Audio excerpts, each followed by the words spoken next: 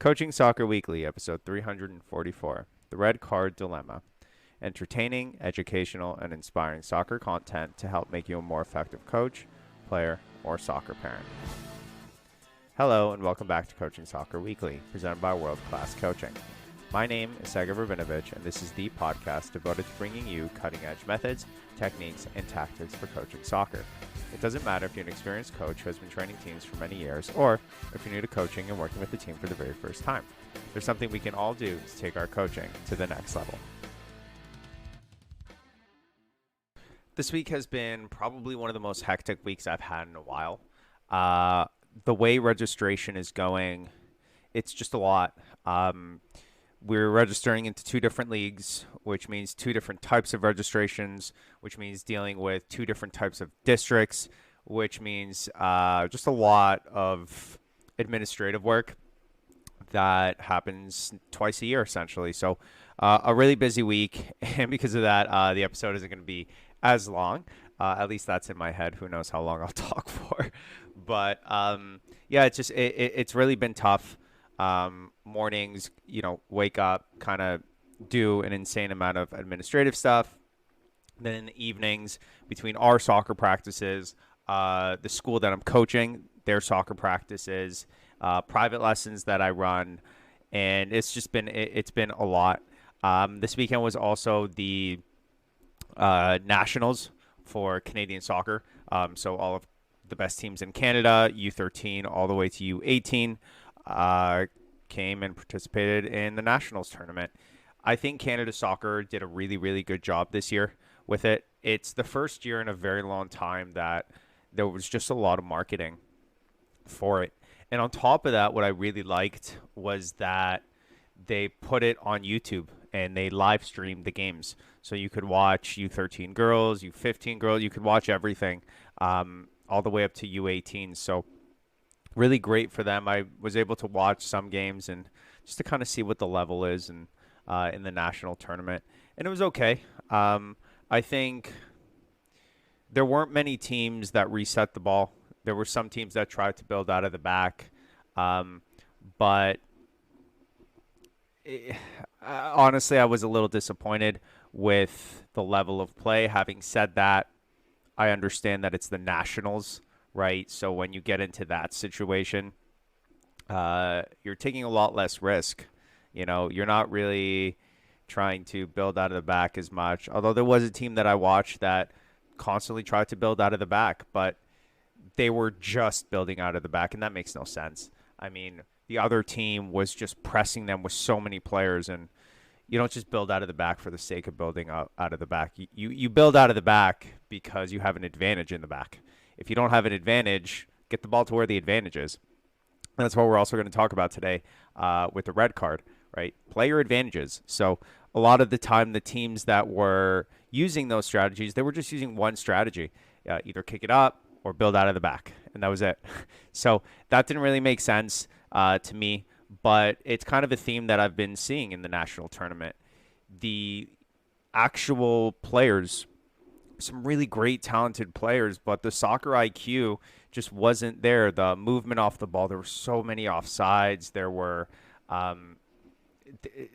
when the players were facing their goalkeeper, their center defender, instead of passing it back to their goalie, they would just kick the ball out of bounds. Like things that,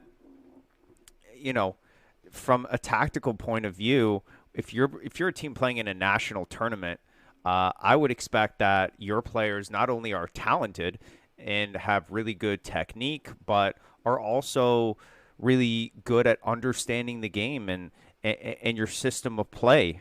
But having said that, it was really great to watch it and have that accessibility. Now, I don't know if this was like this before or if this is new this year, but great job, Canada Soccer. I'll say that. The only thing I would kind of change would be the video. I would have used VO, not because we love VO here on the show or anything like that, but it was essentially a video camera and someone on a tripod. So if the ball was on the opposite side of the tripod, you couldn't really see what was going on. And with VO, you can see the whole field and you can see what's going on, and it does a really great job of tracking the ball.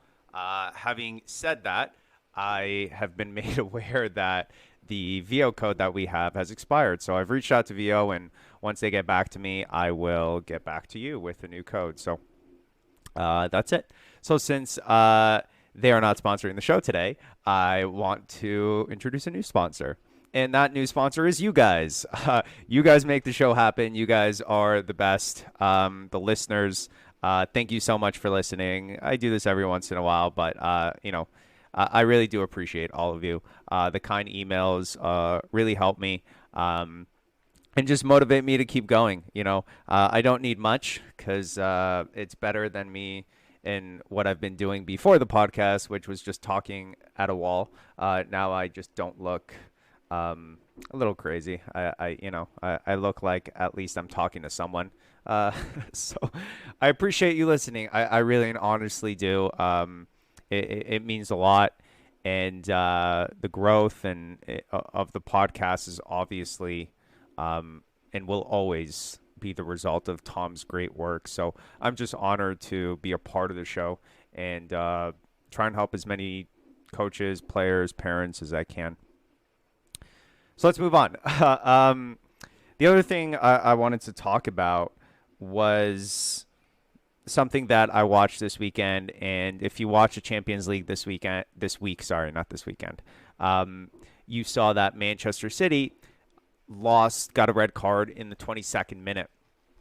And what do you do when you get a red card, right? You're down a player, and it's a big deal, especially if it's done early in the game. Like, how do you navigate that? And watching the game, I don't know if this is what they do. I gotta be honest with that. But from watching it, here's kind of what I figured out that they were doing. And that gave me an idea. Is it what they're doing? I don't know, but it worked. Now, it worked from the sense of possession, holding the ball. It didn't work in the sense that they didn't win the game. They didn't score, but I think I saw what they were trying to do, and I want to pass it on to you because that might be something that you'll be faced with one time in your career. If you are at the very young ages, hopefully not. A red card is a really, really serious offense in the youth game. I have not seen a red card at an under 9, under 10, under 11, I have not seen a red card. I've seen players get yellow cards and be asked to sub, but a red card would mean that you've done something absolutely ridiculous. I think the refs understand that at this age, kids are kids, and all they need is essentially some time to cool off if they do something serious. So hopefully if you are a youth coach, it's not something that you experience a lot. But the older the players get, U13 and up, gets more intense. The players themselves are dealing with a lot more stress in their life, and that can lead to other things on the field. So red cards could happen to you, and if they do, here is what I noticed. So to start, I want to talk about a theory. And this theory, I just invented the name of it because it doesn't exist. I'm going to call it the small blanket theory. Okay? And here's the way the small blanket theory works. I want you to think of the soccer field as a bed. Okay? When you're sleeping at night, right, that's your bed. So the whole soccer field is your bed. And on the bed, you have a blanket. Now, the blanket is a very small blanket, okay? It only covers, let's say, I don't know, 60% of the field. So if you are lying down, and let's say you're as big as the field for the sake of this theory. Let's say you're a giant and you're lying down on the field and you're using this blanket. It doesn't matter what position you're in. that blanket will only cover a certain part of you. So, for example, let's say you start the blanket on your feet. Okay, so put the blanket on your feet, and it would only go up to, let's say, your chest. Okay, which means from your chest to your head, you are vulnerable, right? So you're open, and the blanket doesn't cover it. But now your head is cold. So what do? You pull the blanket over your head, and then now your feet are showing, right? And let's say you're stretched out in like a star position, right, on the on the bed. I don't know if anyone sleeps like that, but who knows? And let's say it can only cover one side of your body, right, instead of covering that whole swath. So your arms are open, and the edge of your both legs are open. So what I'm trying to get at here is that the blanket will always move as one, obviously, because the blanket doesn't separate, and there will always be a part of you that's out in the open. And it's the same thing in soccer. The blanket is the defenders, okay? The defenders will get small and shift as a unit. And because of that, what will happen is it will allow you to have openings, open space, right? The ball's on the left side on the wing. The right side player, if they're hugging the other white side line, they're going to be open, right? If the ball's in the team's final third, okay, you will have space with lots of advantage in your back four and your goalkeeper, right? Maybe there will only be one striker on your if you're playing a 4-3-3 with fullbacks inverted. Maybe your two defenders are now open and have space. So based on where the ball is, it's kind of like that top of the blanket moving around. Hopefully that analogy made sense. But that's really the theory that the best teams play with. Where is the space? Okay. How do we move the opponent to one side so that the other side is open and we can get that ball there with a quick switch of play, right? That switch can be in the air. It could be through the center midfielders, what I like to call the bridge players, right? The players through the spine of the team that bridge from side to side. So how fast can we switch it from side to side? How fast can we switch the ball from the defenders to the forwards, right? And this is also what I saw in the national tournament. If the players are pressing and you're trying to build out of the back and you don't have an advantage, then the top of the blanket is open. So send it up, kick it up. Why are we trying to build out of the back if we don't have an advantage here? It doesn't make sense, right? So that's kind of the theory. I'm going to call it the small blanket theory. Hopefully I did a good job. Hopefully explaining it. But that's what I was watching. And that's what I watch every week with Manchester City. That's why they're moving the ball in the back, going from side to side, side to side, side to side, trying to catch the opponent off guard. And when they have space, they attack. That's how it works.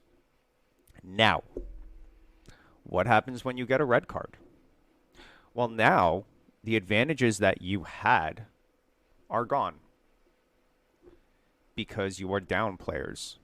So it makes it really tough. So here's what I saw. I would say normally when I watch Manchester City, every single possession, they at least switch the ball 3 to 4 times before they attack. That's what I've noticed, a general average. However, when they got the red card, they barely switched the ball. Instead, what they did, and again, this is at what I think I saw, the center midfielders actually shifted towards one side and they tried to compact the side with the ball and create advantages there and didn't switch sides. So they continuously still were able to have an advantage on one side of the ball and chose to stay there instead of switching the ball. So let's take an example here to try and make this make more sense. let's imagine we have 4 players. Okay. We have one goalkeeper. Okay. We have one winger, one center mid, and one on the other wing. So essentially, you have a line of 3 with one player in the back. Okay. That's your 4 players. And the same thing is with the other team. Now, let's say blue has possession of the ball. Okay. The 2 wingers are going to hug the lines, right? They're going to get as big as possible spread out. The player in the middle is going to be in the middle. The player in the back, the goalkeeper, is going to be the one that switches play. So we could go back to the goalkeeper to switch play to try and catch the other team off guard, right? With that blanket theory. Now, the other team, the other 3 players are on defense. So they're going to get small and they're going to shift towards the strong side. The strong side is the side with the ball. So what does that do? Okay. What that does is now, if you reset the ball and switch it quickly enough, the player on the other side who receives the ball will have space until the other team is able to shift over to the other side. Now, what happens if you lose that winger, which is what happened with Manchester City? No longer does it make sense for you to reset and switch to the other side. So instead, what do? Well, you bring everyone to the same side to try and combat that. So what is now a 3, right? Because you have 3 players against 4, you're going to try and make that even numbers at least, right? You want to try and bring as many players over. So we have their goalkeeper who's back. So we're now playing 3 against 3. Oh, there goes my boys. I knew that was coming. That's what happens when you coach every single day for 4 hours. Anyway, so the other team gets small, right? You have 3 players on the strong side, and you have their goalkeeper who's in the back. Now, we only have 3 players. We don't have 4 anymore because one of our players was sent out. So now I'm going to push that goalkeeper, who was actually now a bridge player, right? Switching the ball from side to side. I'm going to push him up and I'm going to shift him over to give me a 3 against 3. I'm also going to do that with my center midfielder, the player in the middle, and I'm going to shift him. And now what we're going to try and do is we're going to try and create an advantage in our side. Because if we think about the other team and how they're lined up, okay, they're going to have one player maybe in the wide space, one player in the half space, and one player in the center space, the other the defending team. But if I have 2 players, right, in the wide space and half space, and then my goalkeeper in the half space, I now have a 3 against 2 in the wide space and half space. So let's go through that again slowly, just so we can kind of talk about it. If I look at the wide space, let's say even numbers, I have 2 players, okay, on the wing. In the center space, I have 4 players, right? I have my goalkeeper, my center mid, the other center mid, and the other goalkeeper. And then on the other side, I have another 2 players, right, on the wide space there. I have our winger and their winger, right? So now, if we lose that player, okay, and we talk about the other team shifting and getting small, so they will now have one of their players in the wide space, along with one of our players in the wide space, one of their players in the half space, one of their players in the center space. And to combat that, what I'm going to do is I'm going to bring one of my players, my center mid, into the half space. So now it goes in the wide space, my player, in the wide space, their player, in the half space, my player, in the half space, their player. And then I'm going to add to give myself an advantage by bringing my goalie into that half space. And now I have a 3 against 2. Their player is now going to come in, their weak side player, into the center space. And their goalkeeper is also in the center space. And that's what I saw with Manchester City. They were bringing all their players to the strong side and really overloading the wide space and the half space, okay, and a little bit the center space. But what that did was it allowed them to play quick, short passes and try and attack through that. And it essentially made the extra attacker that the other team have not effective at all. And it didn't really help the situation because the ball never went to the other side. And if it did when they lost the ball, City were able to get small and shift as a team. So on defense, it's not as big of a deal. But on offense, in my opinion, is where they really miss that player. And this is kind of what they did to change that. This is a concept that is the identity of Manchester City. Overload. Overload one side. Always have an advantage. Always have an advantage wherever you are. That's why they played at the back a lot, right? The small blanket theory. Okay. If we're attacking and we're in their half and we're pushing up with our winger, attacking mid, striker, attacking mid, and other winger, which is what they do. They create a line of 5 players. It's going to force their defense to hold back. And that's going to start the blanket right there on that line. And City knows that because their other team's blanket is so small, because the other team really likes to compact and stay small so that City doesn't have space, all City has to do is move the blanket. And once they see an opening in that blanket, that one side isn't covered, maybe the head isn't covered, the arms aren't covered, whatever side it is, that's when they're going to try and take advantage of it. And that's why you see a lot of quick, short passes trying to move the ball from side to side to side to side.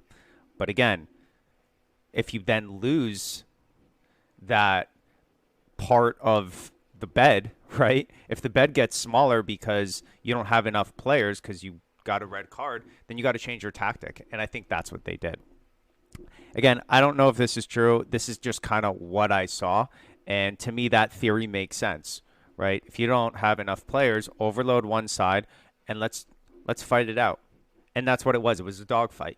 Okay, there wasn't as much movement of the ball, as much constant possession, right? That doesn't mean they didn't have a lot of possession. It just means that the consistency of sequence of passes wasn't as much as they usually have. Well, thanks for listening to another episode of Coaching Soccer Weekly. This weekend is going to be the first weekend of games. We have 2 of our teams starting out. It's going to be our 2013 team that are playing in a 2012-13 league, and then our under 13 team that is playing in an under 13 league. It's their first game, so I'll talk about that next week. My expectations for the weekend are not very high. U13 is where standings and scores come in, so that's going to be interesting. Our U13 team is probably not one of our strongest, but I'm excited to kind of see how they do, and they're going to have a lot of U12 players as well. And we'll see how the U13s go. They're playing up a year. So I'm really excited to see how this weekend's going to go, but no real high expectations, especially for this indoor season. So you'll have to kind of tune in to see what happens. But until next week, enjoy the journey, enjoy the moments, but most importantly, enjoy the game. Coaching Soccer Weekly is a production of World Class Coaching. All rights reserved. Hey, thanks for watching all the way to the end. And you can check out more of our videos right here. And if you haven't done so already, I would really appreciate it if you'd hit the like button and the subscribe button.